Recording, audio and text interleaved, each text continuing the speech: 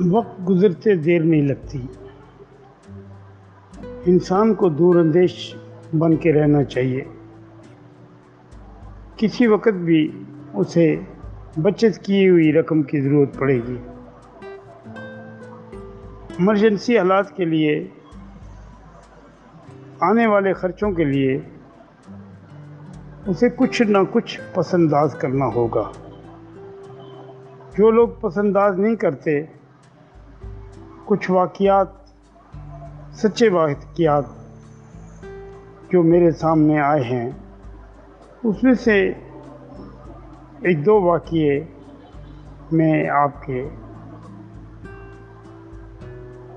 आपके सामने उनकी कहानी वो वाक़या बयान करता हूँ।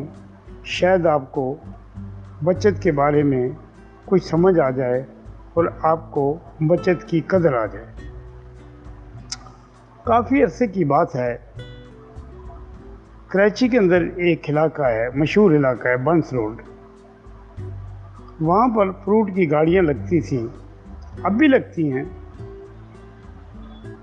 तो एक साहब जो कि वहाँ मियाँ साहब के नाम से बड़े मशहूर थे, लोग साथ वाली रेडियो वाले उनको मियाँ साहब कहते। वो अपने दो बच्चों और बीवी से बेतहाशा मोहब्बत करते थे।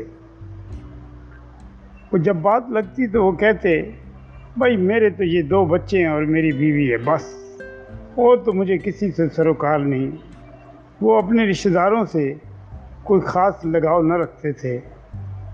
उस ज़माने में मोबाइल का रवाज न था और वो पढ़े लिखे तो थे नहीं। ख़त व किताबत भी कोई ख़ास अपने अजीज़ व कारब से नहीं करते थे। रहने वाले थे वो गुजरावाले के, और कस्बा कॉलोनी में उन्होंने एक मकान किराए पे लिया हुआ था। रात को जब फारग होते, रेडी बंद करते, तो फ्रूट भी अच्छा खासा बच जाता। कभी आम, कभी खुबानी, कभी अलूचा, मुख्तलिफ फ्रूट वो बेचते थे। और जाते वक्त वो बंस रोड से गोश्त लिया, सब्ज़ी ली, फ्रूट का थैला भरा, वो लेके अपने घर आ जाते। और बीवी के इतने फरमाबरदार थे, अगर बीवी ने फरमाइश कर दी कि मेरे लिए आते वक्त मीठा पान लेके आना। पीआईडीसी में एक मशहूर थी पान वाली अम्मा, लोग जानते होंगे, आज भी उनकी दुकान है। तो अम्मा पान मशहूर है, वो मीठा पान बड़ी ज़बरदस्त किस्म का बनता है वहाँ। तो वो बस से उतर जाते, टिकट लिया हुआ, उसकी फ़िक्र ना करते, छोड़ के उतर जाते। फिर चाहे उनको रक्षा करना पड़ता, वो पीआईडीसी से अपनी बीवी के लिए पान ख़रीद के फिर बस में सवार होते। घर पहुँचते, उसके बच्चों की ये हालत थी कि उन्होंने सेब मुंह में कट मारा, दांतों से खट्टा लगा तो वो फेंक देते थे। दूसरे बच्चे गली के पड़ोसियों के, वो उठा के वो सेब खा लेते। उनकी बीवी, आज अगर गोश्त पका है और आगे दूसरे दिन के लिए भी बचा हुआ है, लेकिन आप ये साहब दूसरे दिन मछली ले जाते। यहाँ तक कि उनके घर में दो किस्म के सालन रहते, और हर औरत मोहल्ले की चाहती कि मियाँ साहब की बीवी से तल्लुकात बनाए, ये अमीर लोग हैं, कभी काम आ जाएंगे। पड़ोस में उसकी पड़ोसन जो थी, उसको वो सालन वगैरह दे देती। वो बड़ी खुश होती कि चलो जी, मियाँ साहब बड़े अमीर लोग हैं, उनकी बीवी से मेरे तल्लुकात हैं, कभी बुरा वक्त आएगा तो हम कुछ उनसे मांग लेंगे। दिन गुजरते रहे। एक कमरा, छोटे से सहन, बाद आगे बाथरूम, इस तरह के मकान बने हुए थे। तो बिजली वगैरह भी नहीं थी वहाँ, लालटेन वगैरह लोग इस्तेमाल करते थे ज़्यादातर, लैंप वगैरह, लालटेन वगैरह। तो एक दिन क्या हुआ, रात को वो मियाँ साहब की बीवी अपने घर में रोने लगी। तो पड़ोसन जो सहेली थी, दीवारों के साथ दीवार लगी हुई थी, आवाज़ उसको आई कि ये मेरी सहेली मियाँ साहब की बीवी रो रही है। तो उसने अपने मियाँ को उठाया, कहने लगे चाहो पता करते हैं क्यों रो रही है। वो रात को उठे और दरवाज़ा खटखटाया तो वो रोती हुई बाहर आई। बोला क्या हो गया? कहने लगे मियाँ साहब उठ नहीं रहे। वो शख्स अंदर गया, देखा, खैर ये तो डॉक्टर तो नहीं था, तो मोहल्ले में कंपाउंडर था जो डॉक्टर बन के वहाँ क्लिनिक करता था। उसको बुला के बुलाया तो उसने देखा, उसने कहा भाई मेरी समझ में तो ये आता है कि ये मर चुके हैं। खैर अब क्या किया जाए, 2-3 और सियाने लोग भी आ गए तो उन्होंने कहा भाई वाकई मर चुके हैं भाई, अब इनका क्या है, इनको अस्पताल ले जाते हैं तो तभी डेड बॉडी, अब क्या करें। उसकी बीवी से कहा भाई क्या करें अब, तो अब क्या करना चाहती हो तुम, तो सीख तो हो गई, अब मर गए हैं। तो सुबह हुई तो लोगों को पता लगा पड़ोस में, यार यहाँ फ्रूट वाले एक होते थे ना, वो बड़े मियाँ साहब बोलते थे उनको, वो मर गए हैं। तो खैर उन्होंने कहा अच्छा फिर ऐसा करते हैं कि चलो उनसे पूछते हैं कि कहाँ दफनाना है।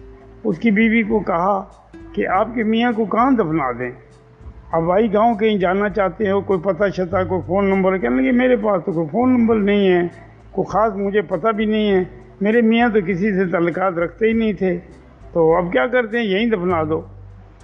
तो फिर उन्होंने उनको कहा कि अच्छा फिर पैसे वगैरह दो, कफन शफन का इंतज़ाम करें।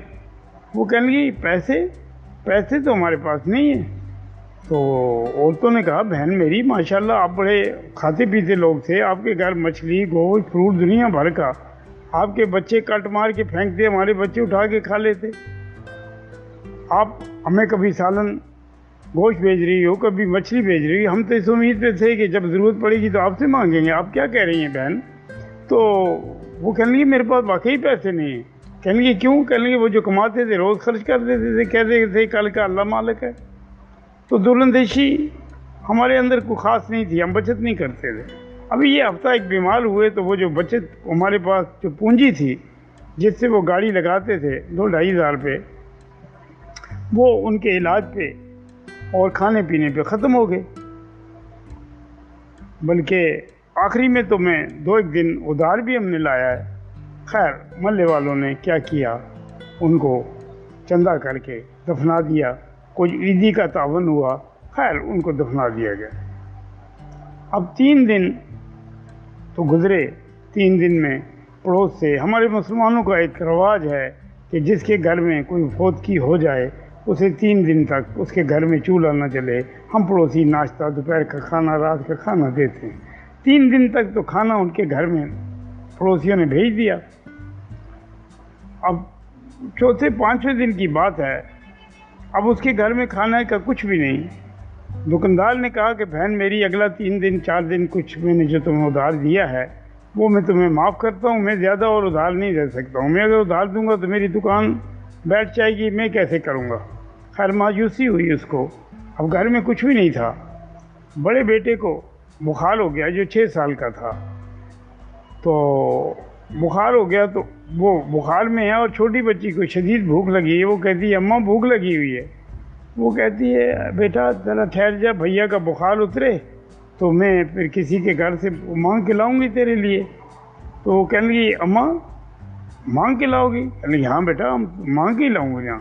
तो कहने लगी अम्मा फिर हमारे अबू बीमार हुए, तुमने सर पे पट्टियाँ रखी थी, वो फिर जब मर गए तो फिर वो उनको जब दफना दिया तो लोगों ने हमारे घर में रोज़ खाना भेजा, सुबह भी, दोपहर भी, शाम भी। तो अम्मा लोग बात कितने दिन खाना भेजते हैं, मर जाए कोई तो कहने लगे 3 दिन। तो कहने लगी अम्मा भैया कब मरेगा, खाना आएगा। तो मैं ये सोचता हूँ कि अगर जिनके घरों में ऐसे हालात होते हैं, वो जो दूरअंदेश नहीं होते, बुरे वक्त के लिए नहीं सोचते, तो आप तो उनके साथ ऐसा होता है। तो आप अपने घरों अपने लिए सोचिए और दूरअंदेश बनिए, जो कुछ आप कमाते हैं उसमें से कुछ न कुछ बचाएं बुरे वक्त के लिए। अगर आने वाले वक्तों के लिए ज़िम्मेदार बीज न रखेगा तो फिर बरसात भी होती रहे, सब कुछ होता रहे, वो बीज न डालेगा तो फसल नहीं आएगी। तो बीज भी डालना ज़रूरी है। तो बचत इस्लाम सिखाती है बचत। अगर इस्लाम में बचत ना हो तो ज़कात ना हो, खैरात ना हो, हज ना हो, और आने वाले वक्तों के लिए बीज भी न रखा जाए। इस्लाम खुद ताकीद करता है बचत के लिए। कुरान पाक में सूरह यूसुफ को गौर से पढ़ें तो उसमें आपको बचत का पता लगेगा। तो मैं आपसे गुजारिश करूँगा कि खुदा के लिए कुछ न कुछ बचाइए, अपनी आमदन में से कुछ न कुछ बचाइए। आदमी आधी रोटी खा के मरता नहीं, मरता उस वक्त है जब उसके पास कुछ भी नहीं होता, रोटी नहीं होती। इसके लिए मज़ीद life insurance state life of Pakistan की बात मैं करता हूँ, मैं किसी और कंपनी की बात नहीं करता, जिसकी guarantee federal government of Pakistan की है। अब इस सिलसिले में कोई भी आपको इंश्योरेंस की मालूमात चाहिए, किसी किस्म की, आपको लोन, आपको सरेंडर करनी है पॉलिसी, लोन लेना है, मैच्योरिटी क्लेम लेना है, नया कोई मुआहदा ख़रीदना है, तो आप मुझसे रब्ता करें। मेरा तजर्बा 50 साल तजर्बा है। इस वक्त मेरी उम्र 76 साल है। 26 साल की उम्र से मैंने स्टेट लाइफ ऑफ पाकिस्तान में काम शुरू किया। 50 साल का तजर्बा मेरा है। आप मुझसे रब्ता करें। मेरा फ़ोन नंबर 0336246211। गुल मीर मुगल दुआ गो आपके लिए हरदम। अस्सलाम वालेकुम। आदमी बुलबुला है पानी का। लाइफ इंश्योरेंस आपके बच्चों का मुआशी मुआफिस। हर तरह की इंश्योरेंस मालूमात के लिए 50 साल माहिर की खिदमत मुफ्त लीजिए।